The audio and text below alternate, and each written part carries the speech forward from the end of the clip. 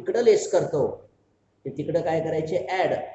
म्हणजे अर्थ काय झाला की या क्लबकडं मागच्या वर्षी फर्निचर 10,000चं होतं, ते दिसतं आपल्याला. हेच फर्निचर क्लोजिंग बॅलन्स शीटच्या असेटला 10,000 आहे, दिसत नाही, ओळखून घ्यायचं. त्या 10,000तून डेप्रिसिएशनचे 1,000 वजा केले, तेही आपण ओळखायचं. आणि मग त्यांनी दिलेल्या बॅलन्स शीटमध्ये फर्निचरची किंमत किती दिसते, 9,000. असं त्याचा इफेक्ट आलेला आहे. हे उलट इफेक्ट दाखवताना जरा डिफिकल्टी येतेच, कन्फ्यूज होतच. येते का लक्षात?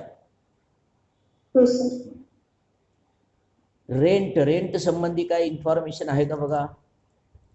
ॲडजस्टमेंट वगैरे काहीच नाही. एक्सपेंडिचरला दाखवा, पेमेंटला बाय रेंट आउटर कॉलम 600 आणि एक्सपेंडिचर साईड संपले.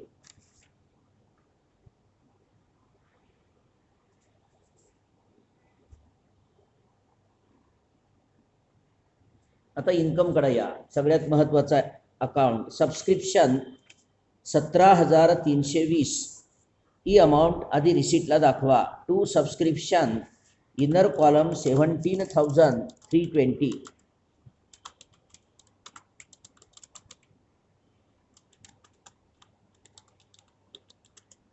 आणि आता सबस्क्रिप्शनची अजून कुठं कुठं माहिती दिली ती वाचा. त्याचा रूल नेमका काय असतो, आउटस्टँडिंगचा ॲडव्हान्सचा तो पहा. आणि रिव्हर्स इफेक्ट दाखवून पूर्ण इफेक्ट दाखवायचा प्रयत्न करा प्रत्येकाने. चुकलं तरी हरकत नाही, तर हा प्रॉब्लेम समजेल. नाहीतर मी सांगणार, तुम्ही नुसतं नोट डाऊन करणार, काही समजणार नाही. प्रयत्न करा. अजून सबस्क्रिप्शनची कुठं कुठं माहिती दिलेली आहे.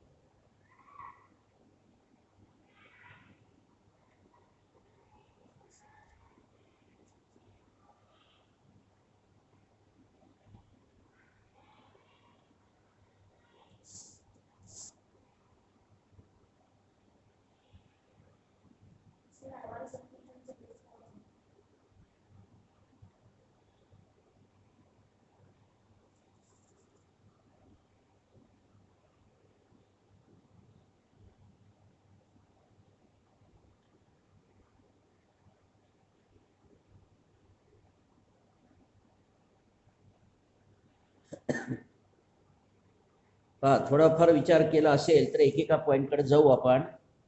सांगा, सबस्क्रिप्शनची अजून कुठं माहिती दिली? खालच्या बॅलन्स शीटकडे या. बॅलन्स शीटच्या लायबिलिटी साईडला सबस्क्रिप्शन इन ॲडव्हान्स म्हणून 100 रुपये दिलेले आहेत. हे क्लोजिंग बॅलन्स शीट लक्षात ठेवा. आणि परत चुकू नये म्हणून कंसात पेपर सेटरनं कंसात इयर सुद्धा दिलंय, 2021, म्हणजे पुढच्या वर्षाची वर्गणी या वर्षी आलेली आहे. आता ह्याचा रूल काय लिहून घ्या, वर्किंग नोट नंबर 1. नाहीतर परत हाच प्रॉब्लेम तुम्ही स्वतः सॉल्व करताना डिफिकल्टी येईल. ॲडव्हान्स सबस्क्रिप्शन कंसात करंट इयर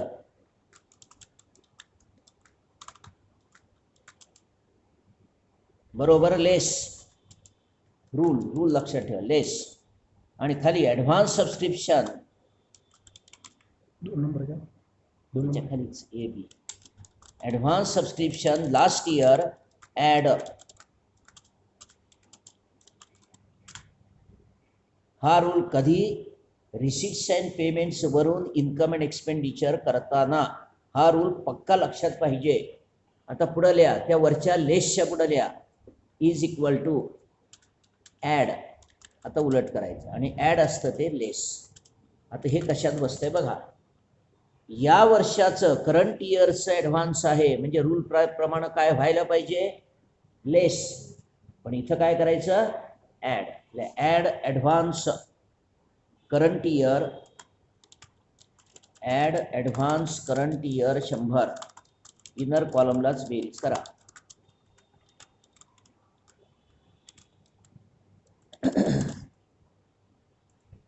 त्यानंतर अजून सबस्क्रिप्शनची कुठं माहिती दिलेली आहे,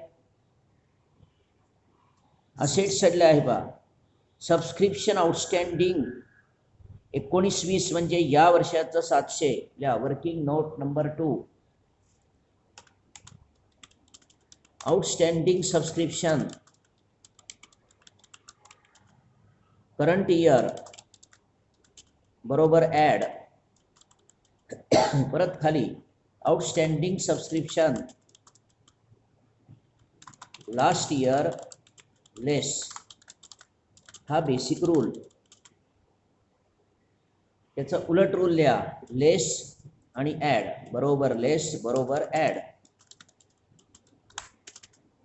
आता हे कोणत्या रूलमध्ये बसतंय, तर क्लोजिंग बॅलन्स शीट मधलं आउटस्टँडिंग म्हणजे करंट इयरचं आउटस्टँडिंग जे ॲड करायचं असतं ते आता इथं लेस करा. लेस आउटस्टँडिंग करंट इयर, लेस आउटस्टँडिंग करंट इयर 700 वजा करून इनर कॉलमलाच लिहा.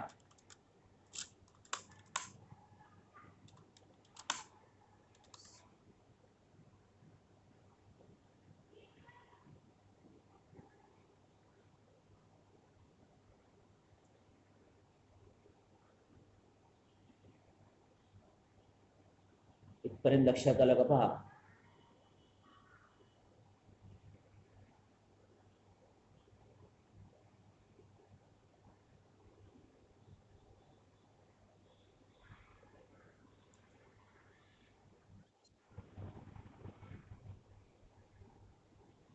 त्यानंतर अजून सबस्क्रिप्शनची कुठं माहिती दिलेली आहे, ॲडजस्टमेंट नंबर 3 कडे या.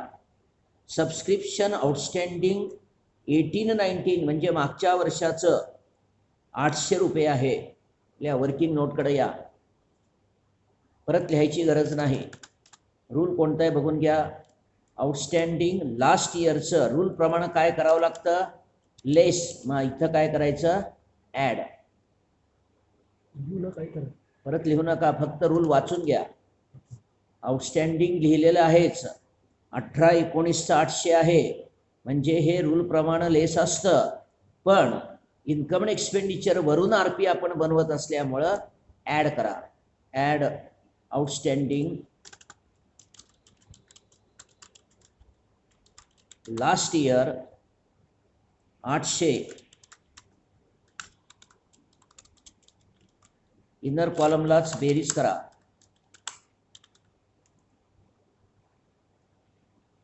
आणि ही ॲडजस्टमेंट असल्यामुळं ह्याचा दुसरा इफेक्ट दाखवा. आउटस्टँडिंग सबस्क्रिप्शन हे असेट आहे. मग ती मेथड कोणती का असेना, रूल कोणता का असेना, असेट म्हणजे असेट. पण लास्ट इयर असल्यामुळं ओपनिंग बॅलन्स शीटच्या असेटला आउटस्टँडिंग सबस्क्रिप्शन कंसात लिहा लास्ट इयर 800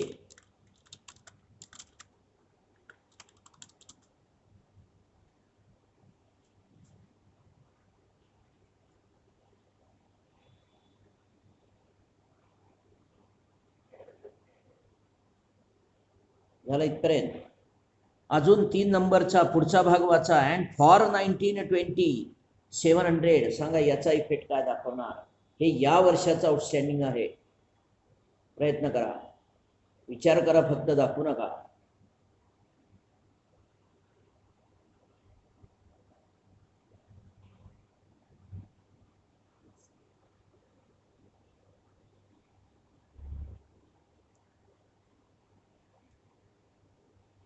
या वर्षाचं आउटस्टँडिंग रूल प्रमाणे आपण ॲड करतो, पण इथं लेस करायचं आहे. पण परत लेस करायची गरज आहे का सांगा. ऑलरेडी झालेलं आहे लेस, तीच माहिती परत खाली रिपीट केलेली आहे. हाही पॉईंट लक्षात द्यायला पाहिजे.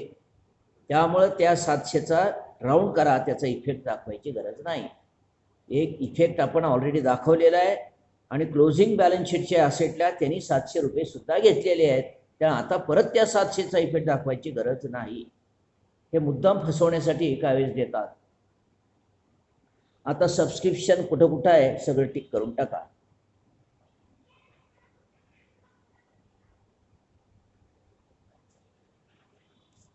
परत इन्कम साईडकडे या. सेल ऑफ न्यूजपेपर ओल्ड, रद्दी विक्री ज्याला म्हणतो. इन्कम रिसिटला घेऊन टाका आहे तसं. To sale of newspapers old receipt, हां त्याची आउटरला किंमत घेऊन टाका सबस्क्रिप्शनची. आता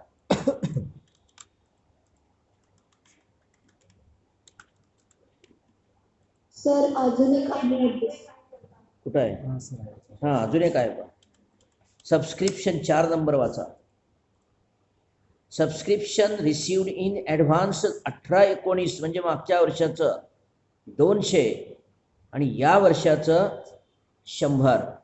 या वर्षाचं 100ला राऊंड करा, त्याचा इफेक्ट झालेला आहे. आता दाखवा त्या 200चा इफेक्ट काय दाखवणार. आधी वर्किंग नोटकडे या, तिथं दाखवले का बघा. आपण रूल लिहिले पा advance subscription last year. Rule प्रमाणे काय व्हायला पाहिजे. Last year advance subscription last year add व्हायला पाहिजे. लेस करा. Less advance last year 200.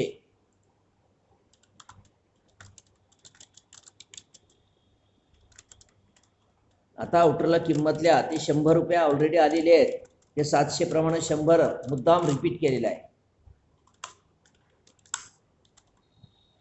17,320. आणि या ॲडव्हान्सचा दुसरा इफेक्ट दाखवा. लास्ट इयर म्हणजे ओपनिंग बॅलन्स शीटच्या लायबिलिटी. बॅलन्स शीटला दाखवताना मात्र उलट सुलट करायचं नाही. असेटचं असतं ते लायबिलिटीला, लायबिलिटीचा असेटला असला प्रकार करायचा नसतो. Advance subscription 200. आणि परत एकदा चेक करा सबस्क्रिप्शनचे सगळे पॉईंट संपलेत का. 3 नंबरमधले दिलेले 700 आणि 4 नंबरमधले 100 ते बॅलन्स शीटमध्ये ऑलरेडी आलेत. त्याचा इफेक्ट ऑलरेडी दाखवला आहे, परत दाखवायची गरज नाही. टिक करा जे जे झालंय ते.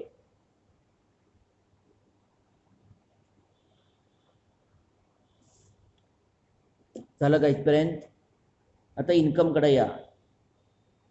सेल ऑफ ओल्ड न्यूजपेपर रिसिटला लिहा.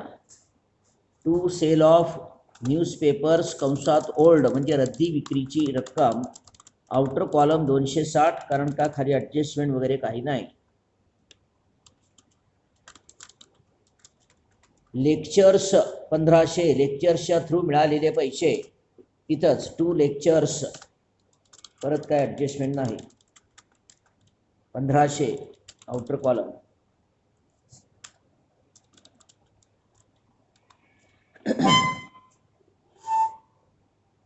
आता एंट्रन्स फी संबंधीची माहिती वाचा. खाली इन्फॉर्मेशन वाचा. ॲडजस्टमेंट असेल तर वाचा आणि तुम्ही स्वतः इफेक्ट दाखवण्याचा प्रयत्न करा.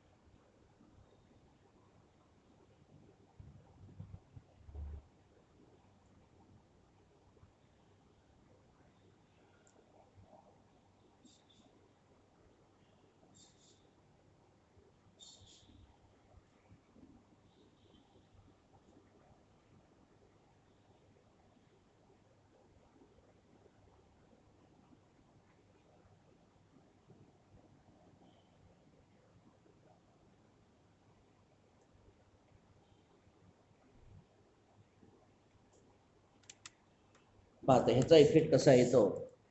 एंट्रन्स फी इन्कम आहे, रिसिटला दाखवा. टू एंट्रन्स फीज रिसिटला. Inner column 1300.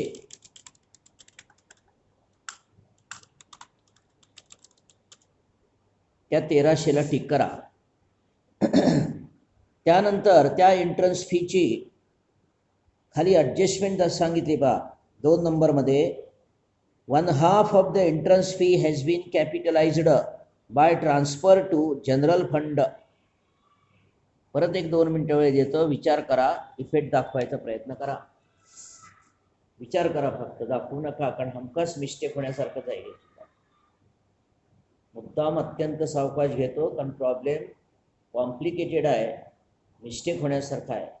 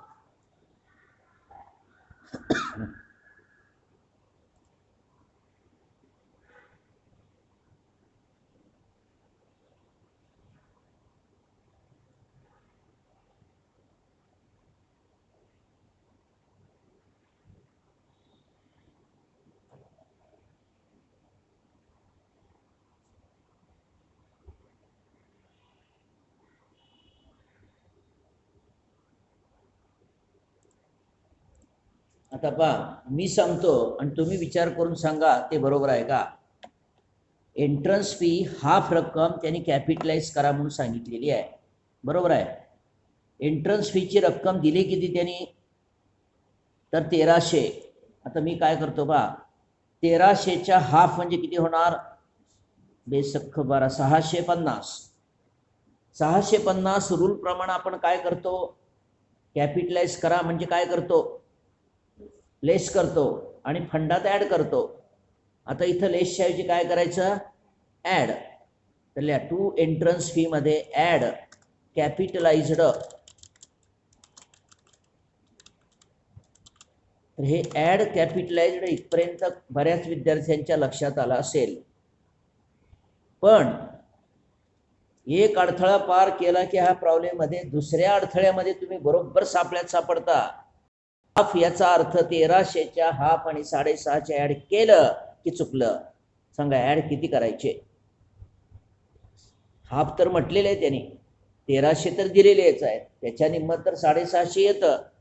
जे लेस करत असतो इथं उलटा प्रॉब्लेम असल्यामुळं ऍड करायचं. इथपर्यंत सगळं बरोबर आहे.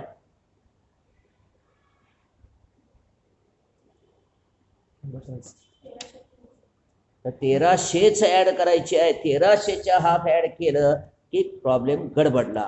काच 1300 ऍड करायचे त्यांनी दिले बा. त्याच्या क्लोजिंग बॅलन्स शीटच्या लायबिलिटी साईडला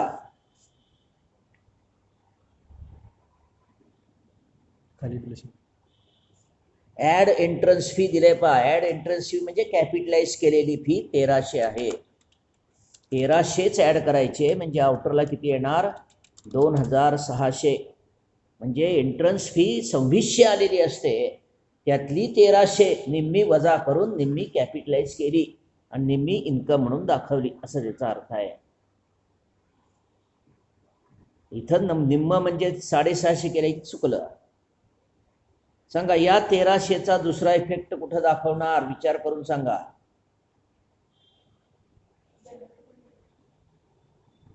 दाखवायचं का नाही तिथनं विचारायला सुरुवात करा. 1300 रुपये त्यांनी ऑलरेडी दाखवलेलेच आहेत. त्यांनी क्लोजिंग बॅलन्स शीट तयारच केलेलं आहे, त्यात ॲड एंट्रन्स फी 1300 आलेले आहेत, त्याला राऊंड करा म्हणजे डबल इफेक्ट इज कम्प्लिटेड. एक ॲड करून आपण 1300चा एक इफेक्ट दाखवला आणि एक इफेक्ट त्यांनी ॲड एंट्रन्स फीचे 1300 तिथं दाखवलेले आहेत. अशा रीतीनं डबल इफेक्ट पूर्ण झाला. म्हणजे आपण काय करायचं, त्या 1300ला प्रॉब्लेम मधल्या 1300ला राऊंड करा. त्या 1300 आणि ह्या 1300चा डबल इफेक्ट पूर्ण झाला. एंट्रन्स फी झालं.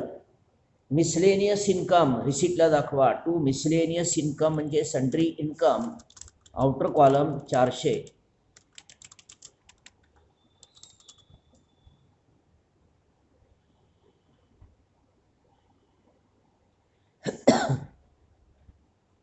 त्यानंतर बाय डेफिसिट 2820 याचा इफेक्ट दाखवायचा प्रयत्न करा.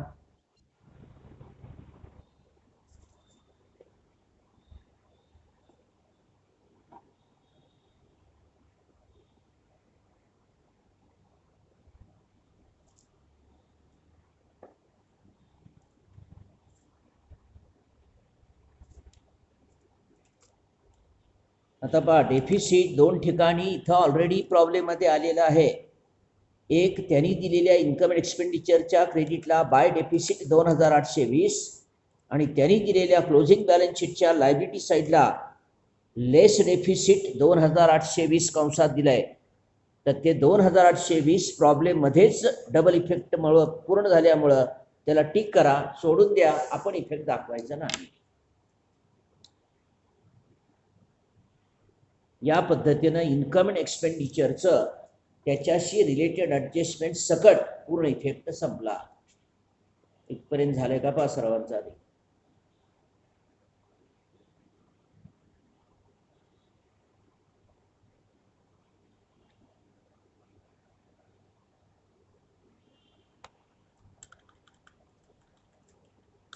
आता बॅलन्स शीटकडे या. त्यांनी दिलेलं बॅलन्स शीट ओपनिंग नाही, क्लोजिंग आहे.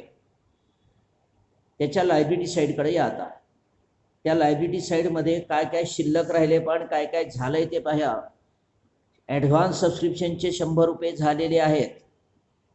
प्राइज फंड ओपनिंग बॅलन्स 25,000, त्याच्यामध्ये ॲड इंटरेस्ट 1,000, लेस प्राइजेस 2,000, अशा रीतीनं 24,000 दिलेला आहे. करा प्रयत्न, ह्याचा इफेक्ट आपल्या स्टेटमेंटमध्ये कुठं कुठं आणि कसा कसा येऊ शकतो जरा विचार करा.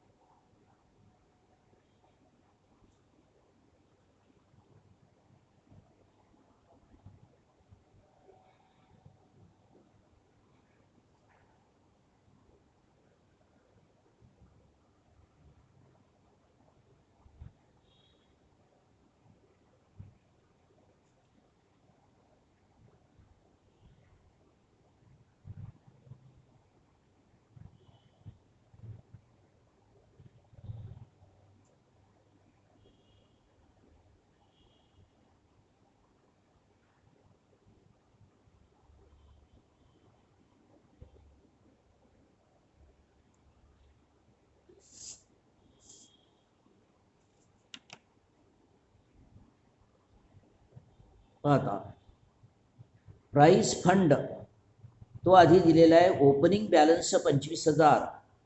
या 25,000चा इफेक्ट दाखवा. हा ओपनिंग आहे. ओपनिंग बॅलन्स शीटच्या लायबिलिटी साईडला प्राइस फंड 25,000.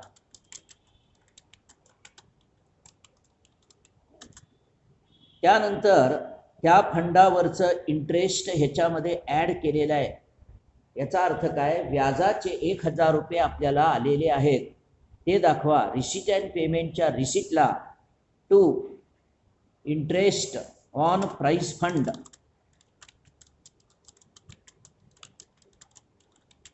1,000 आउटरला 1,000 त्यांनी दाखवले, 1,000 आपण दाखवलं, डबल इफेक्ट पूर्ण झाला. आणि त्यानंतर लेस प्राइजेस, त्या जमा झालेल्या निधीतून बक्षिसं वाटलेली आहेत म्हणजे पैसे गेलेले आहेत, पेमेंटला दाखवा. बाय प्राइजेस पेड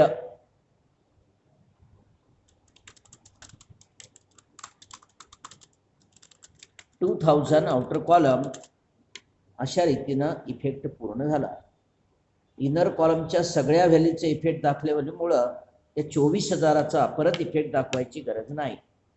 25,000, 1,000 आणि 2,000 म्हणजेच 24,000.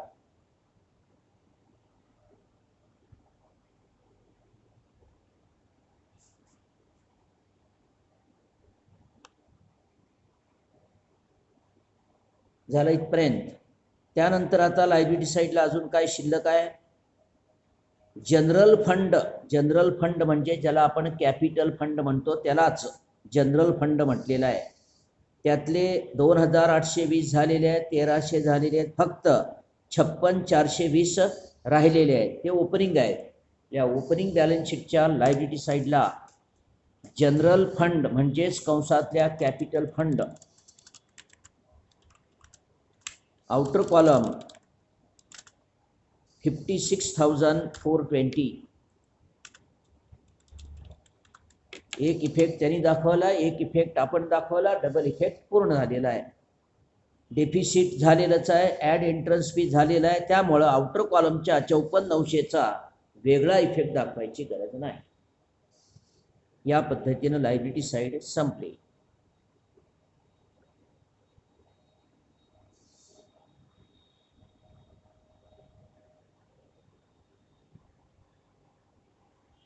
झालं का पाहिजे इथपर्यंत? आता असेटकडे या. असेटचं फर्निचर झालेलं आहे, सबस्क्रिप्शन झालेलं आहे. आता मधले 3 आयटम पहा.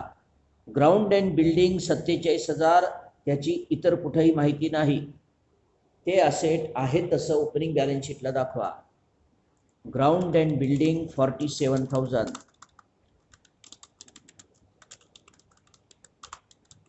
एक इफेक्ट त्यांनी दाखवला, एक इफेक्ट आपण दाखवला, डबल इफेक्ट पूर्ण झाला. तसंच prize fund investment opening balance शीटच्या असेटला prize fund investment outer column 20,000. एक इफेक्ट आपण दाखवला, दुसरा इफेक्ट त्यांनी दाखवला, डबल इफेक्ट पूर्ण झाला. Cash in hand 2300. सांगा हे 2300 कुठं दाखवणार?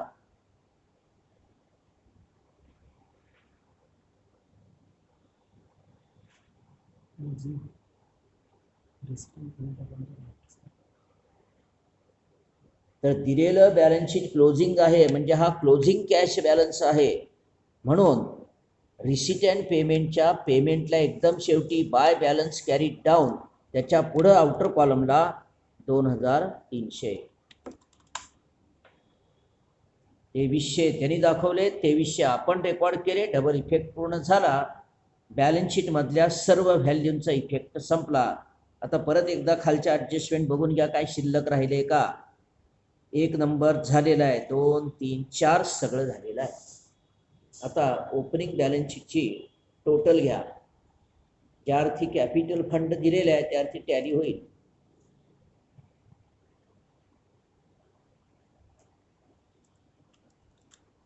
टॅली होणार नाही, थांबा. ओपनिंग बॅलन्स शीट दिलंय म्हणून लगेच त्याच्याकडे जाऊ नका. त्याच्यात एक शिल्लक आहे, सांगा अजून काय? गडबडघाईमध्ये अगदी शेवटच्या स्टेजला आपण टॅली करायला आलेलो आहोत आणि बरोबर मिस्टेक होण्यासारखा पॉईंट निर्माण झालेला आहे. आपण काय करणार? असेटची बेरीज करणार, लायबिलिटीची बेरीज करणार, डिफरन्स आलेला कुठेतरी ट्रान्सफर करणार, पण ते ओपनिंग बॅलन्स शीटकडे आधी जाऊ शकत नाही आपण. कारण का? रिसीट अँड पेमेंटकडे या. अजून ओपनिंग बॅलन्स माहीत नाही. म्हणजे first of all we have to close receipts and payment account, हे लक्षात यायला पाहिजे. म्हणून रिसीट अँड पेमेंटच्या पेमेंटची बेरीज करा. स्टेप स्टेपला चुकायला लावणारा हा प्रॉब्लेम आहे.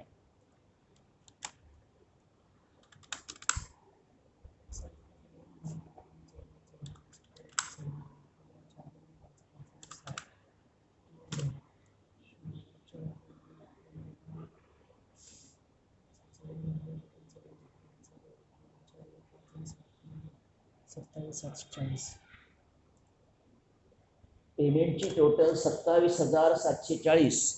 रिसीटची रफमध्ये बेरीज करा. प्रत्येकाने चेक करा येतो का.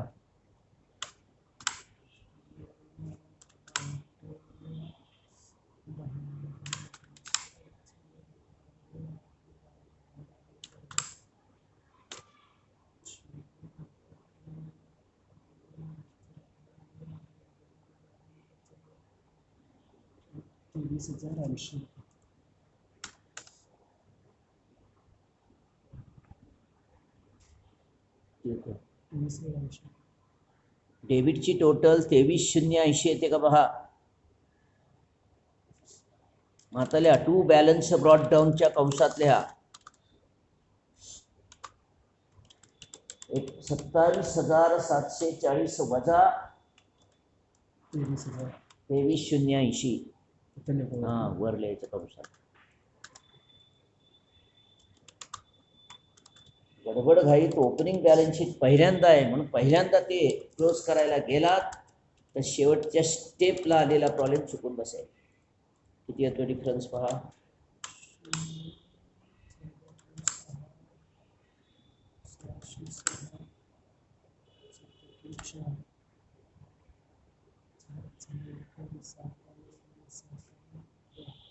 थोडं इथं पण चेक करा. 4,660 रुपये. घेऊन टोटल बरोबर येते.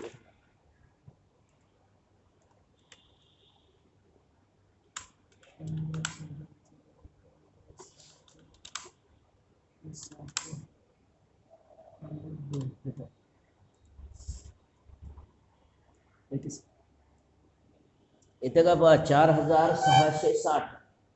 आता ती अमाऊंट घ्या ओपनिंग बॅलन्स शीटच्या असेटला कॅश इन हँड असेटला उजवीकडं कॅश इन हँड 4,660 आणि आता ओपनिंग बॅलन्स शीट परिपूर्ण झाल्यामुळं बेरीज टॅली झाली तर ओळखायचं आपलं बरोबर चाललेलं आहे.